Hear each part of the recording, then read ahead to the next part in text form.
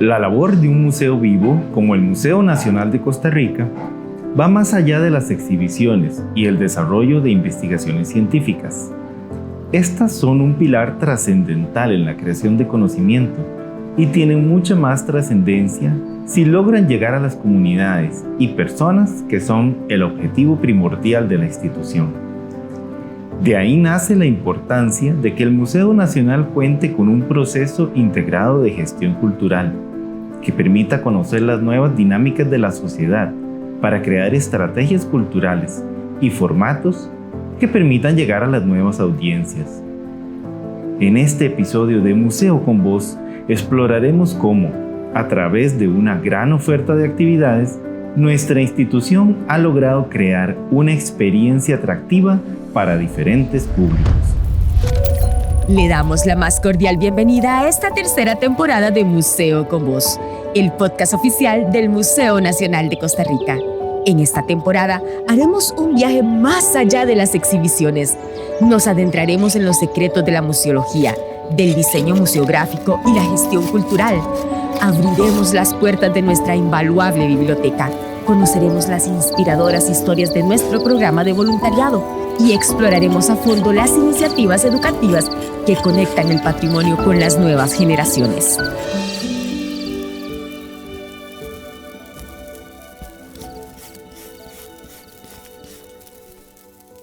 Muchas de las personas que visitan un museo no lo hacen solo por conocer las colecciones que se encuentran en exhibición, sino también porque cuando planean su visita, lo hacen motivados por un concierto, un recorrido especial, una conferencia o una actividad cultural.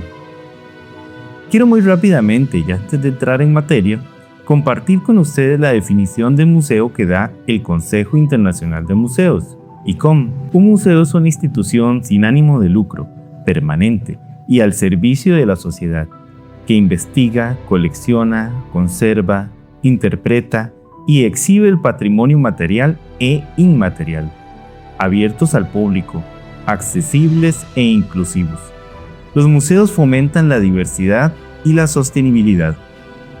Con la participación de las comunidades, los museos operan y comunican ética y profesionalmente, ofreciendo experiencias variadas para la educación, el disfrute, la reflexión y el intercambio de conocimientos. Para hablar de la importancia de la gestión cultural en el museo, les presento a Vivian Solano Brenes, historiadora y educadora, quien desde hace muchos años está vinculada al mundo de los museos de Costa Rica, trabajando activamente en los departamentos educativos de la Fundación de los Museos del Banco Central, el Museo del Jade y de la Cultura Precolombina y el Museo de Arte Costarricense. Desde el 2021 labora en gestión cultural del Museo Nacional de Costa Rica. Bienvenida, Vivian, al podcast Museo con Voz. Para nuestra institución, la gestión cultural es un trabajo del día a día en el que tratamos de crear una cercanía entre las personas y el museo. ¿Cómo podemos explicarle a nuestros oyentes qué significa y por qué es importante la gestión cultural en un museo? La gestión cultural en realidad es una alianza que busca ofrecerle a los públicos diferentes experiencias que conjugan tanto lo educativo con las colecciones, pero también con la recreación. Es el conjunto de actividades que ofrecen al museo u ofertan al museo como un espacio seguro e inclusivo, que ofrecen la experiencia de aprender compartiendo, y además también es una prueba institucional de alianzas y estrategias, porque en nuestro caso nunca tenemos un presupuesto lo suficientemente holgado como para hacer unas contrataciones de todo. Y yo creo que aunque lo tuviéramos, la gestión cultural implica alianzas y unir puentes. Y creo que eso es como lo más significativo de la gestión cultural. En este sentido, ¿cuáles son los principales formatos, esas experiencias que se diseñan para que se lleve a cabo la gestión cultural en el museo? Bueno, la oferta de la gestión cultural en este momento es un gran paquete de actividades.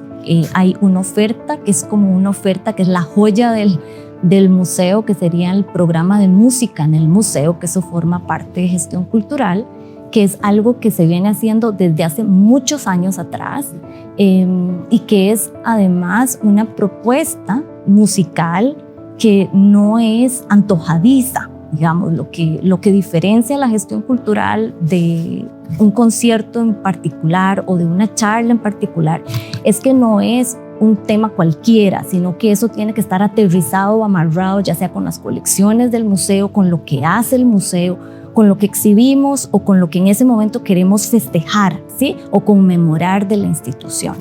Eso por un lado. El otro paquete de actividades serían charlas, que hay dos formatos. Uno se llama Atisbos al Pasado y el otro se llama Reflexiones en el Bellavista, que tratan de dar a conocer temas vinculados a las colecciones, ya sean arqueológicas, de historia natural o de historia. Y luego también están los festivales. Los festivales es una amalgama de temas. Tratamos de identificar 3 grandes momentos o 3 grandes efemérides que deseábamos festejar o conmemorar. Una es el aniversario de la institución, el otro es la declaratoria de los cacicazgos como sitio de la UNESCO, y la última sería la abolición del ejército. Y sobre eso entonces se planean como una oferta que abarque diferentes públicos. Digamos, hay emprendimientos de arte, artesanía y comidas, porque la idea es que la gente permanezca en el museo y nos acompañe en lo que vamos a ofrecer también durante ese día, además de los emprendimientos de arte, artesanía y comida, que son como el eje transversal, que sería la parte artística, música también. A veces hay espectáculo de teatro, a veces hay títere, a veces hay cuentacuentos, a veces eso va variando dependiendo de la temática y tal. Y finalmente, pues a veces hay una oferta educativa de visitas guiadas, de como talleres para el público. Y la característica de los festivales es que es como un día de compartir en un espacio seguro para todo público y además gratuito. ¿Sí? Exactamente, sí, hay como mucha interacción entre las personas que vienen, ¿verdad? Que pueden participar de una cosa o de la otra, ¿verdad? Exacto, dependiendo de lo que la gente le gusta. Entonces puede que la gente le guste el concierto, entonces se quedan al concierto. Puede que vengan los niños porque les dijeron que iba a haber títeres, entonces se quedan al espectáculo de títeres. O hay gente que viene y se apunta específicamente en un taller, entonces vienen a eso, ¿sí?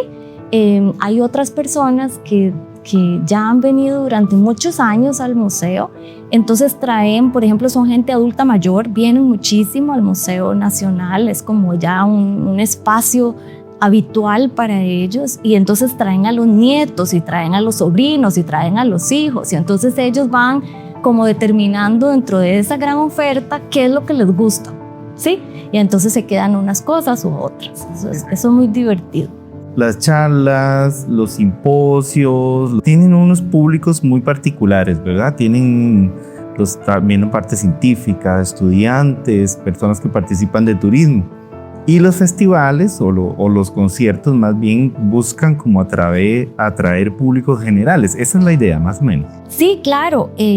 Se ha estudiado además que en los museos los públicos que asisten son muchos, muy diversos, y además uno hasta podría como segmentarizarlos por gustos, no solamente por edades, que es lo que tradicionalmente se hace cuando se cuantifican cuántas personas vinieron, así de qué edades son o tal, sino que también uno podría segmentarlos por gustos e intereses.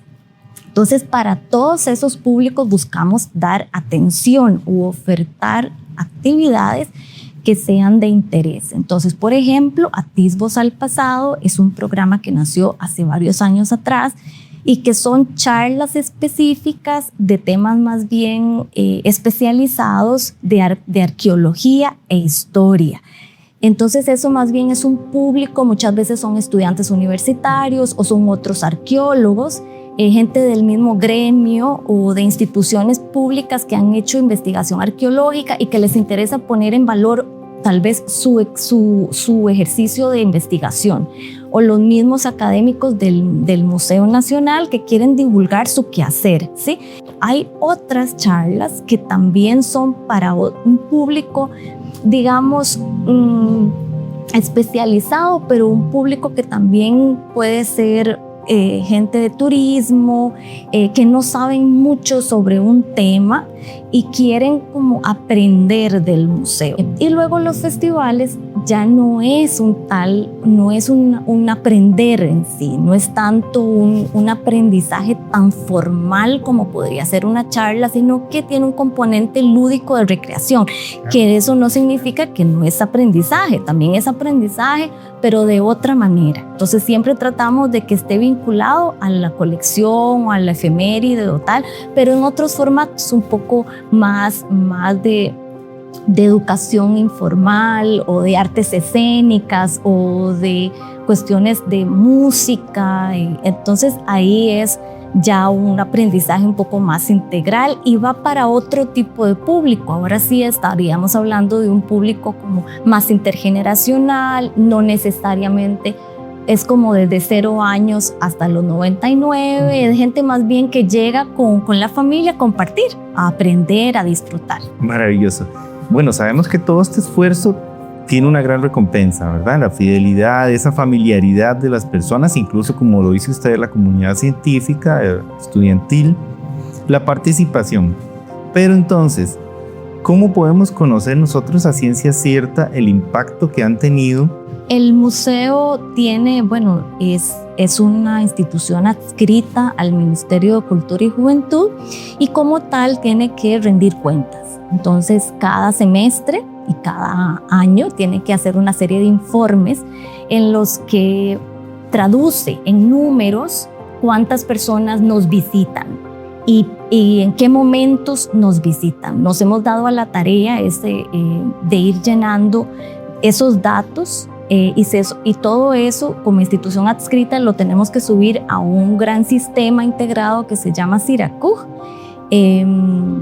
Pero también de manera institucional hemos comenzado a hacer cruces de información para conocer cuántas personas y cuánto realmente eso impacta, como vos decís. Entonces, ha sido muy revelador, darnos cuenta que en el tiempo, digamos, del 2022 a la actualidad, nos han ido disminuyendo muchísimo el presupuesto que hay destinado no solamente a gestión cultural, sino todo lo que tiene que ver con proyección hacia el público, ¿sí?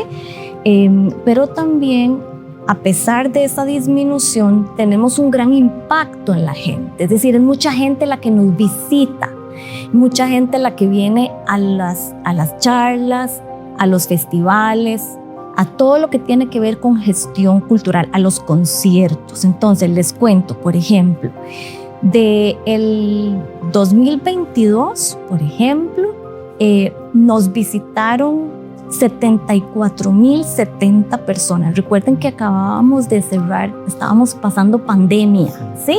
Entonces ahí había una disminución. ¿Por qué les digo esto? Porque luego esos datos comienzan a aumentar. En el 2023 aumenta 98,000 más o menos personas. En el 2024 124,000 personas. El año pasado fueron 118,000. Poco les estoy redondeando, son aproximados. Pero lo que les quiero decir es que el 10%, entre el 9 y el 10% de todos esos visitantes son los que vinieron a las actividades que se ofrecen en gestión cultural.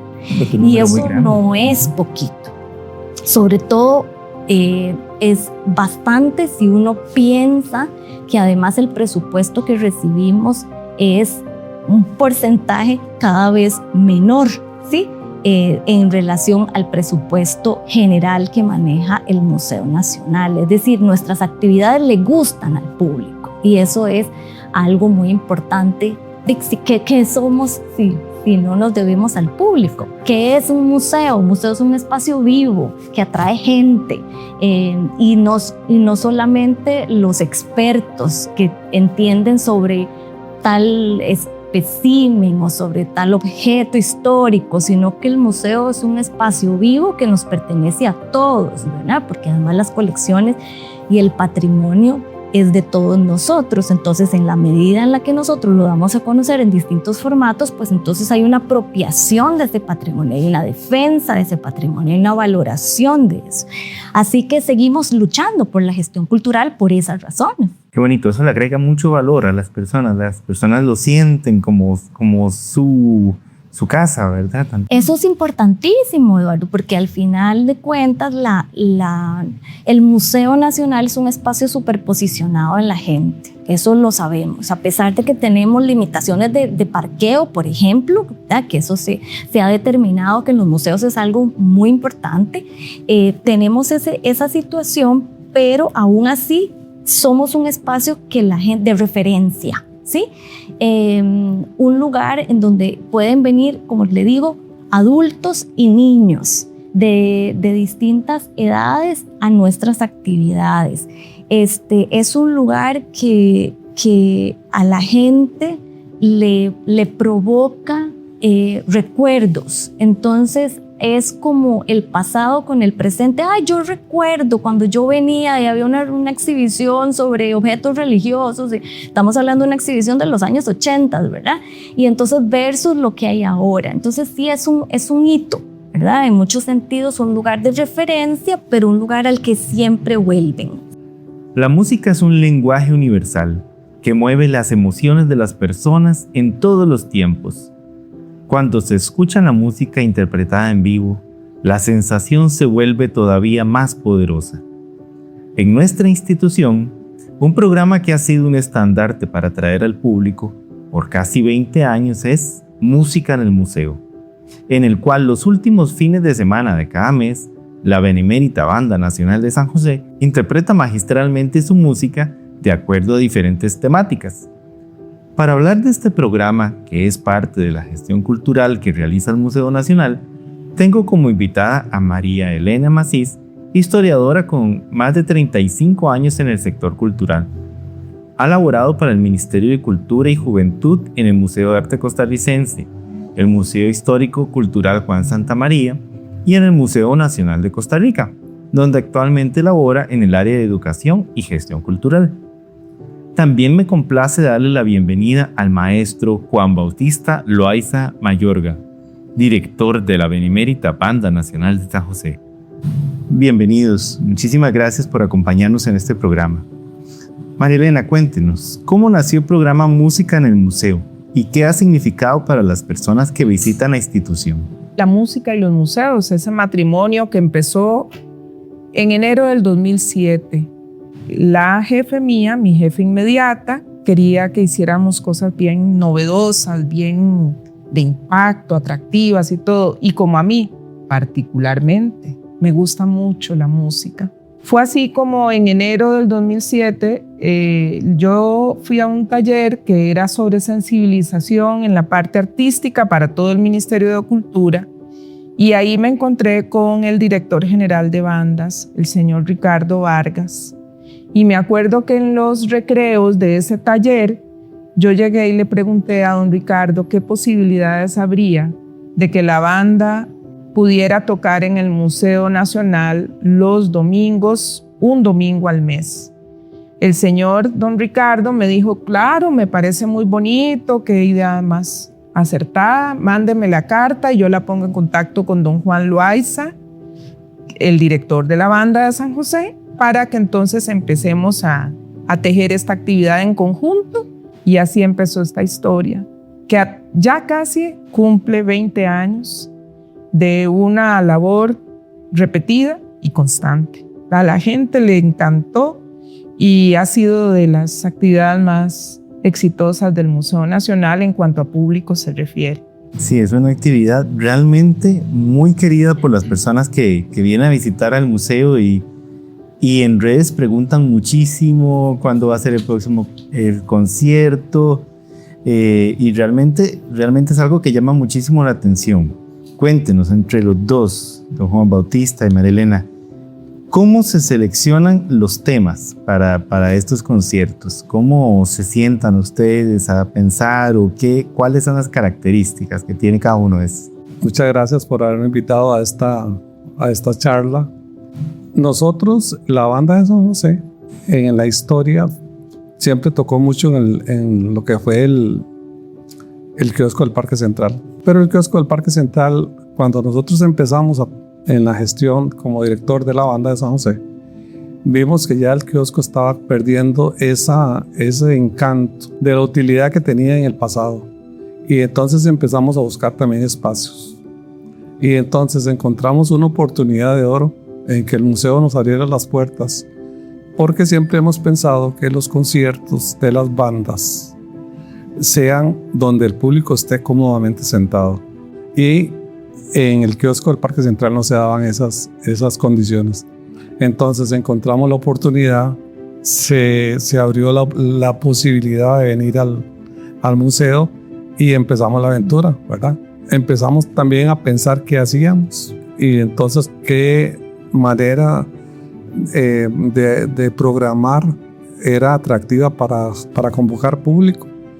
Y ahí empezamos con lo temático, ¿verdad? Empezamos a hacer conciertos que tuvieran un nombre alusivo a algo, al Día de la Madre, al Día del Amor y la Amistad, al Día de Juan Santamaría. Y ahí es una aventura que hemos venido de la mano y que nosotros, la banda de San José, estamos complacidísimos siempre de venir acá a participar, no solamente por el éxito que ha tenido la unión, sino porque el público siempre sale muy satisfecho de estas presentaciones. Después empezamos al principio de año, le empezamos a poner nombres a cada concierto y de ahí hasta la actualidad, ¿verdad? Que hemos venido desarrollando esta actividad y aquí estamos y esperamos seguir muchos años más. Sobre ese mismo tema de los títulos de cada concierto, es una agenda que se hace inclusive a veces desde el año anterior, como en noviembre, se les envía el correo a don Juan para sugerirles temas. Pero nosotros podríamos sugerir un título, pero de ahí a que el repertorio lo escoge la banda porque son los especialistas en la materia y nunca nos han defraudado. Siempre lo hacen con mucho esmero, con mucho cariño y le dan pero en el clavo. Porque uno podría decir, el concierto vea, cosas tan extrañas que alguien dirá, pero ¿cómo hacer un concierto de eso? Para el Festival de Sitios Declarados Patrimonio. Entonces, la banda inclusive para eventos de ese tipo que uno dice, pero ¿cómo? Música para un Festival de Sitios Declarados Patrimonio. Se mueven los compañeros de la banda de San José y buscan dentro del repertorio de música a nivel mundial, y en eso también inclusive es un trabajo arduo porque tienen que buscar música que esté ya libre de derechos de autor para poderla interpretar, pero que sea alusiva a temas tan específicos como ese. Inclusive ha habido ocasiones donde le han pedido a don Víctor Hugo Berrocal, que es otro elemento del que hay que hablar aquí también, y Víctor Hugo es como el compositor ad honorem, o no sé si él la explicará ahorita mejor, pero Juan le pide a Víctor Hugo y Víctor Hugo ha compuesto temas para las esferas precolombinas. Hay una que se llama Diquís, ¿verdad? Uh-huh. O si es música afro, entonces de Turrialba Limón. Entonces eso es muy bonito, ver con qué compromiso ellos tratan de cumplir con todas las solicitudes del museo, hasta una que hubo de meteoritos, y entonces la música de los planetas y no sé qué. O sea, ellos siempre buscan la manera de que el repertorio sea acorde a las actividades de las temáticas del museo. Sí. Para aunar a eso que dijo Marilena, Víctor Hugo es el compositor en residencia de la dirección de bandas. Entonces, el trabajo que él hace es en pro de las 7 bandas que están dentro de la dirección de bandas del Ministerio de Cultura. Él ha contribuido mucho a que muchos temas, ¿verdad?, de que no está la música, él se siente a componer, y mucha de la música que se toca en los conciertos de las bandas, de la banda de San José sobre todo, es obra, ya sea original del maestro Héctor Hugo o arreglo del maestro Héctor Hugo Rocal, y eso valga la pena reconocerlo en este momento, porque es la materia prima para que nosotros podamos hacer este tipo de actividades. Maravilloso. Bueno, aprovechemos también para hablar un poquito de la historia de la Benemérita Banda Nacional de San José. La historia de las bandas nacionales es la historia de las primeras bandas militares que hubieron en Costa Rica.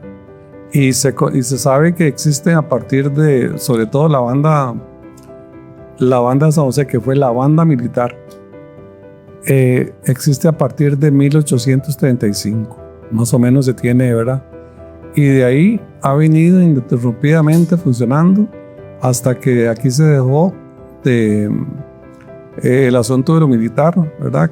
Con la abolición del ejército, y pasamos a hacer bandas civiles, por llamarlo de alguna manera.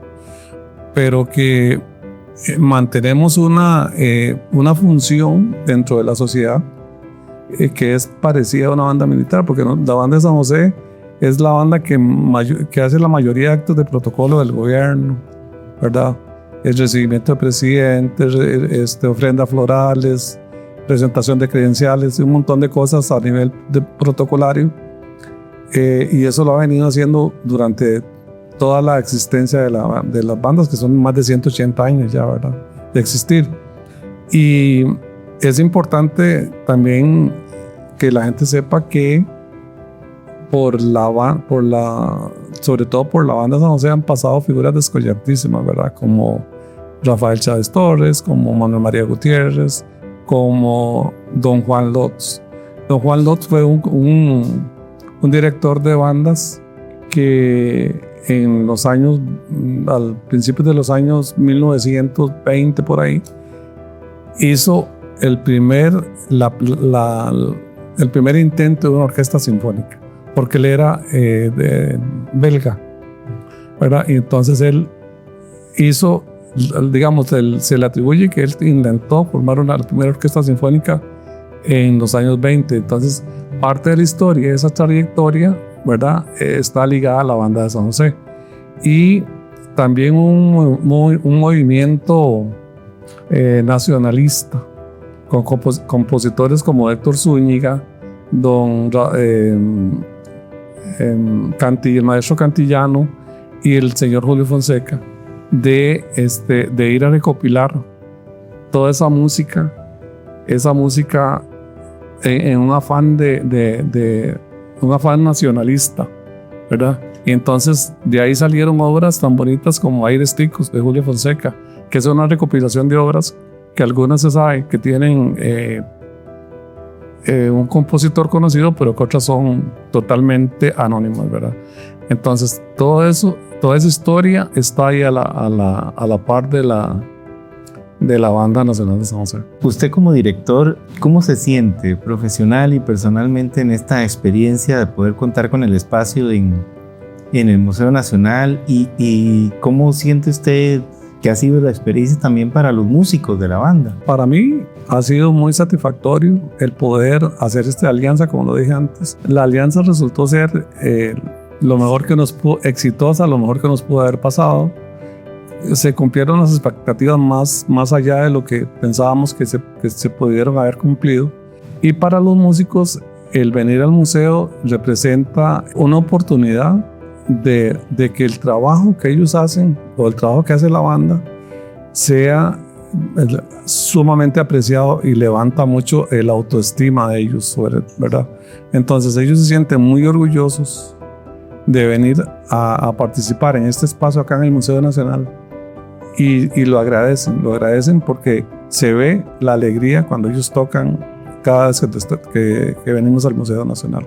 La banda San José es una banda que en la actualidad tiene alrededor de 44 personas, ¿verdad? 44 personas. Es lo que se conoce en la actualidad como una banda sinfónica, y que es una banda sinfónica que tiene toda la familia de instrumentos, ¿verdad? Yo sé que ustedes guardan muchísimas anécdotas de las personas que vienen a visitar, que se quedan escuchando el concierto, que durante años han ido al concierto, tal vez si se acuerdan de alguna anécdota de esos verdaderos fans, ¿verdad?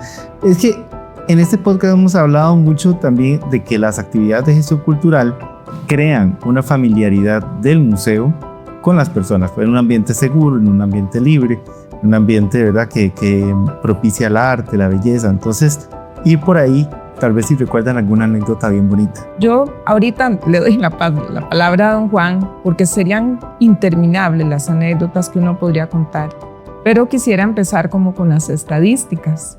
Hace poco se hizo una encuesta en Instagram y yo me quedé maravillada.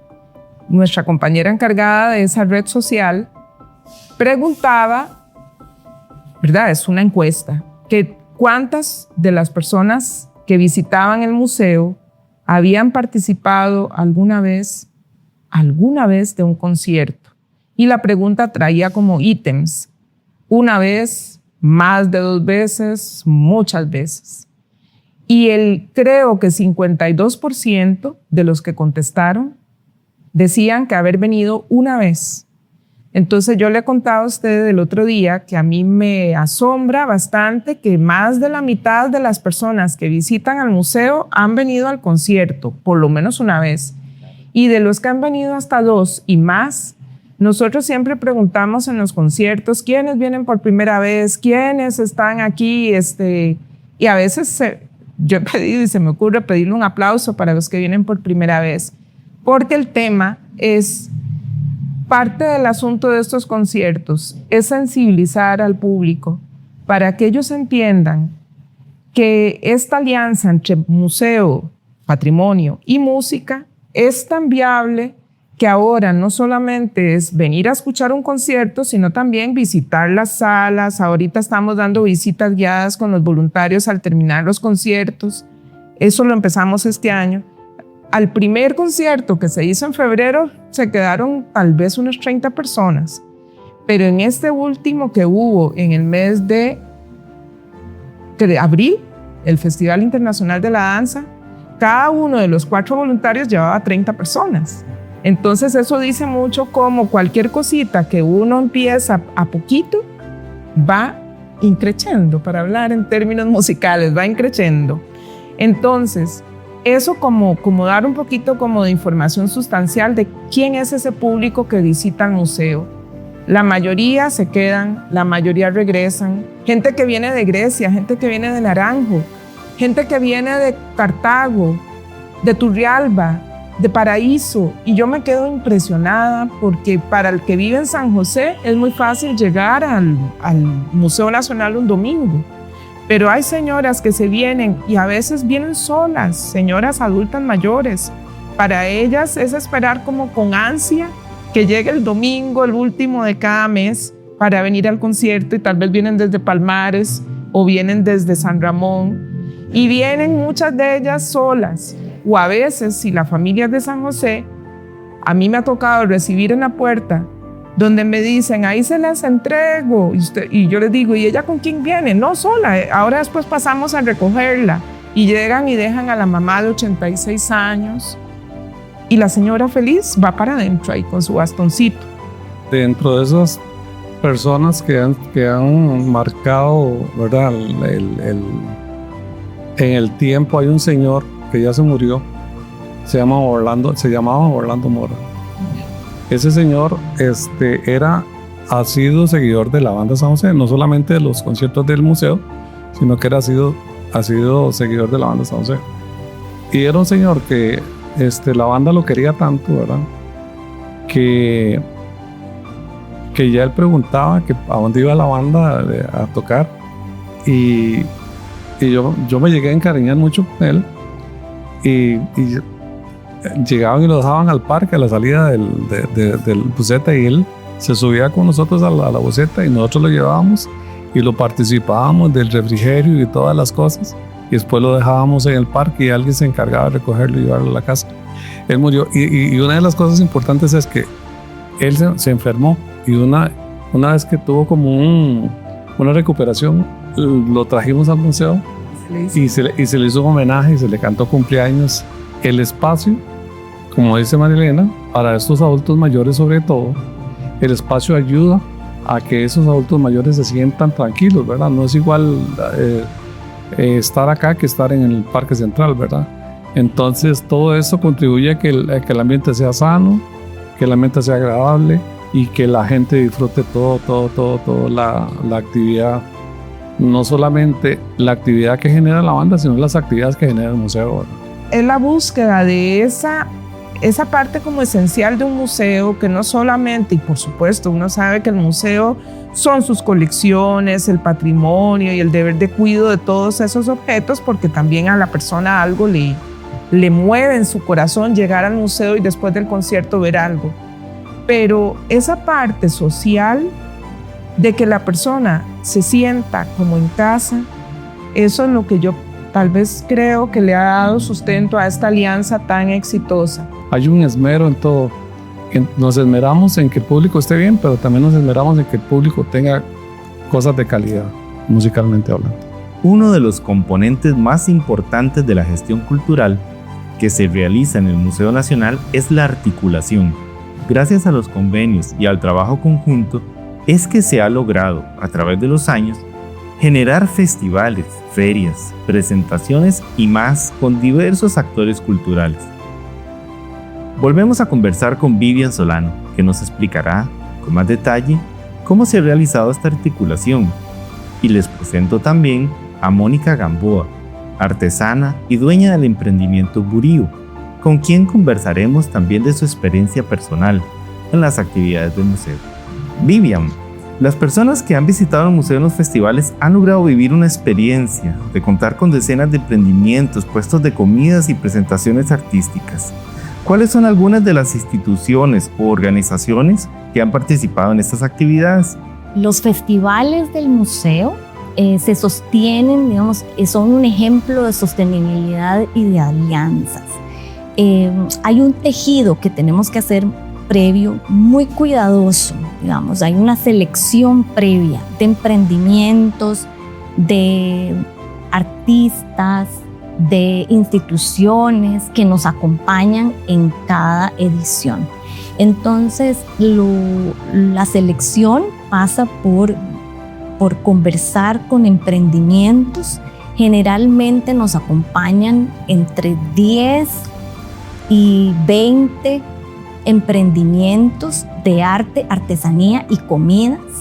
Digo generalmente porque en Navidad hacemos en alianza con una asociación de emprendedores otro tipo de oferta en donde ya vienen muchos más emprendimientos, son cerca de 40, 50 emprendimientos, pero en nuestros festivales, que son 3, hacemos ese tejido cuidadoso previo.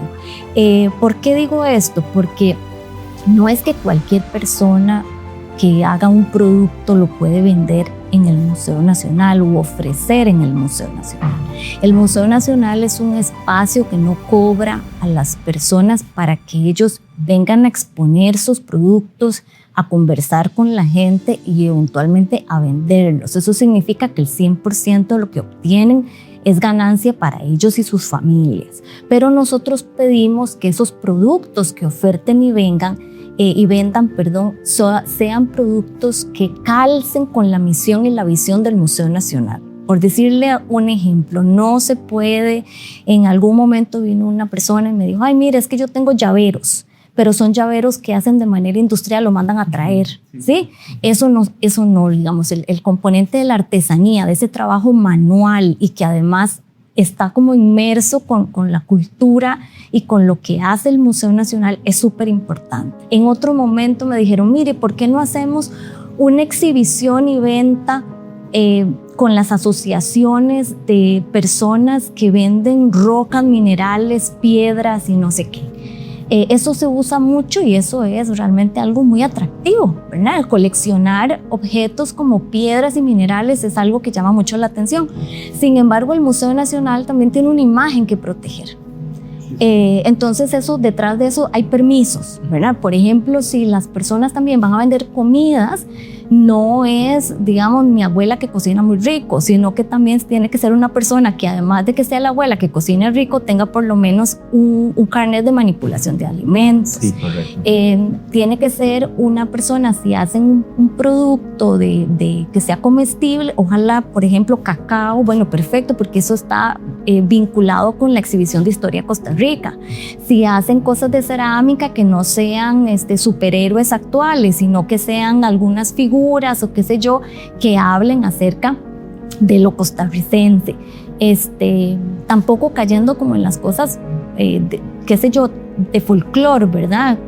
Sino que sean quizás miradas actuales. Inclusive pasa con la bisutería y eso, que no sean estas cosas que se importan de otros lugares y que es nada más una tira con un montón de abalorios puestos, sino que también es algo que tiene un contenido, que tiene unas piedras que son las piedras de Costa Rica, que tiene, no sé, una serie de cosas que nos hablan de que tienen un valor agregado y que por esa razón merecen estar en el Museo Nacional. Han habido, por ejemplo, emprendedores que, sabiendo la temática que vamos a ofrecer en ese festival, se dan la tarea de investigar y de hacer cosas relacionadas al museo. Por ejemplo, hay una emprendedora que con jícara hace imitaciones de los pisos de los mosaicos de las casas de los comandantes. Y ese trabajo, imagínense que la jícara, que es ese fruto que hay que limpiar por adentro, luego cortar, luego poner a secar, luego el pulir, lijar, darle la forma y tal, lo hacen aretes y lo hace en dijes para collares, imitando los patrones de diseño, las grecas y todas esas cosas preciosas que tienen los pisos del Museo Nacional. Eso, si ella lo va a vender a otro lugar, ella tendría que explicarlo. Aquí es in situ, es decir, está amarrado muy cerca, ¿no? Está amarrado implícito con lo que aquí hay. Hay otra emprendedora que hace poco, con los descubrimientos que hubo paleontológicos de huesos, de mastodonte y de perezoso gigante, entonces ella se inspiró y con lana cruda, entonces ella hace los muñecos, figuritas, que imitan esos animalitos, y eso está a la venta del público. Hay otra que hace con abalorios de una exactitud casi científica las reproducciones de insectos, ¿sí? Entonces quiero decirle con eso que la gente también, esto pasa porque hay una motivación que hay que darles a ellos y una explicación, y todo entonces al final es una construcción, un tejido muy integral en donde al final ellos están exhibiendo, hablando sobre esos productos, eventualmente vendiéndolos, pero a la vez hay una música que habla de lo mismo, unas exhibiciones que corresponden a eso, es decir, hay una articulación integral que nos permite que eso sea atractivo. Por eso le digo que hay un aprendizaje, porque de diferentes formas se está dando a conocer una temática. Por último, la obra de teatro de títeres, o digamos la cuestión de artes escénicas, que también complementa o se amarra muy bien en su temática con eso que queremos ofertar. Así que es muy importante para nosotros esas alianzas, sin eso no podríamos. Maravilloso, sí, sin duda esto requiere tiempo para poder organizar, para poder ver la temática.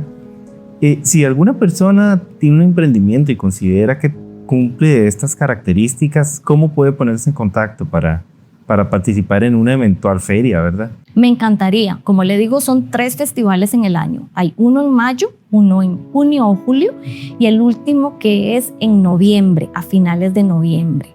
Entonces, siempre andamos buscando, darle la oportunidad a nuevos emprendimientos o conociendo productos que, como le digo, se engarcen bien con lo que hay en el Museo Nacional.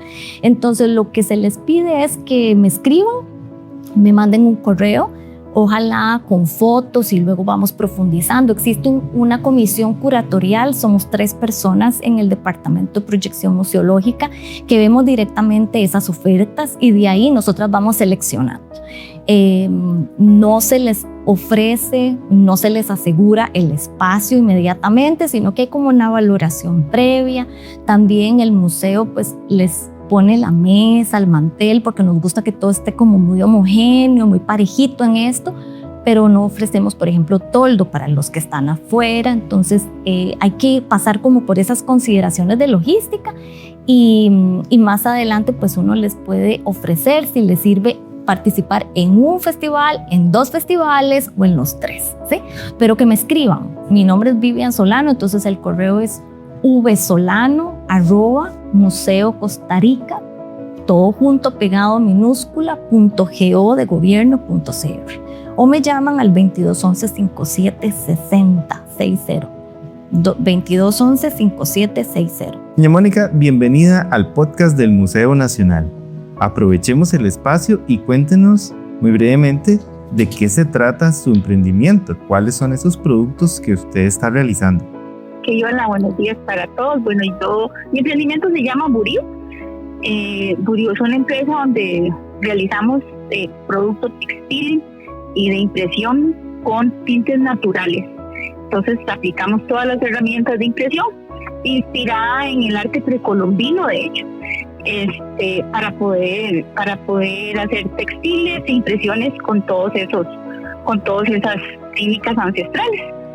Nos contaba Vivian también que usted ha ido estudiando un poco la materia, las exhibiciones que hay aquí en el museo para poder realizar también estos sellos, estas impresiones. Voy estudiando las colecciones del museo poco a poco y voy tirando colecciones en base a toda esa investigación, cuáles eran sus temas de cómo iban, en qué se inspiraban, por ejemplo, los animales, para qué los usaban, como para la piel o para identificar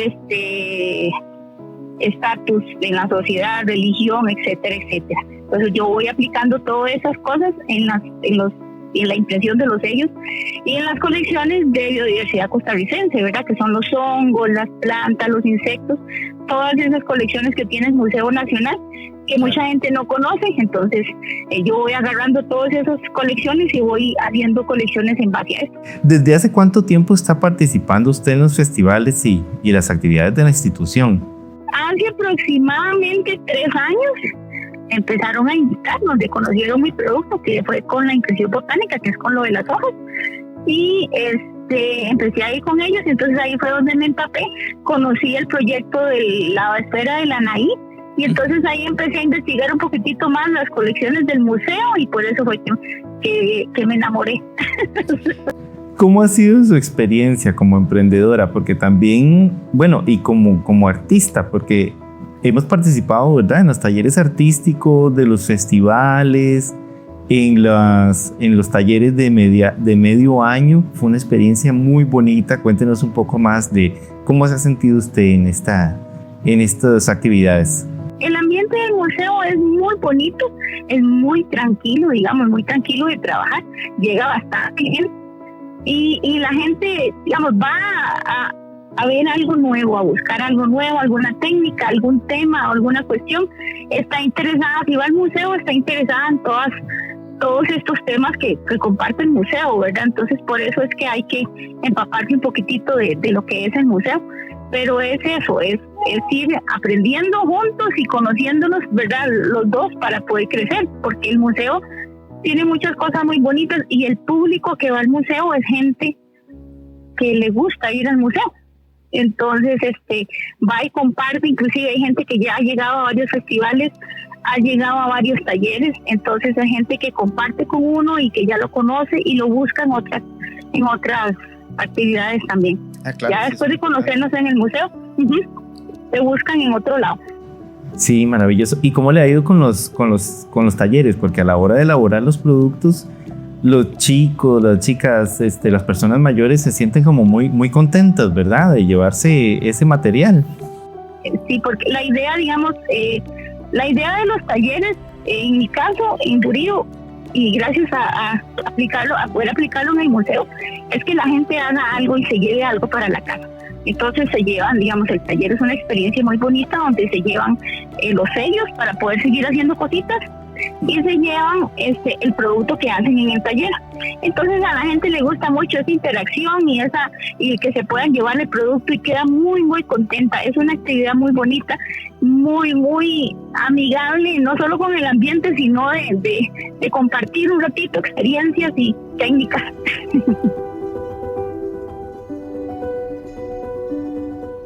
Desde los conciertos de fin de mes con la Banda Nacional de San José, las conferencias y charlas, hasta los festivales culturales celebrando fechas especiales, cada detalle lleva un planeamiento cuidadoso, articulando la colaboración de organizaciones, instituciones y personas que le ponen su sabor especial a cada una de estas actividades. Después de escuchar todo este gran trabajo que el Museo Nacional realiza para poder brindarle experiencias culturales muy completas y agradables, le invitamos a estar atentos a nuestras redes sociales y al sitio web para conocer las actividades que muy frecuentemente realizamos en nuestra institución. Les esperamos en el próximo episodio de su podcast Museo con Voz, en su tercera temporada. No se pierda el próximo episodio. Suscríbase ahora. Síganos en las redes sociales de YouTube, Facebook e Instagram y visítenos en nuestra página web www.museocostarrica.go.cr y comencemos este viaje con el Museo con Voz del Museo Nacional de Costa Rica.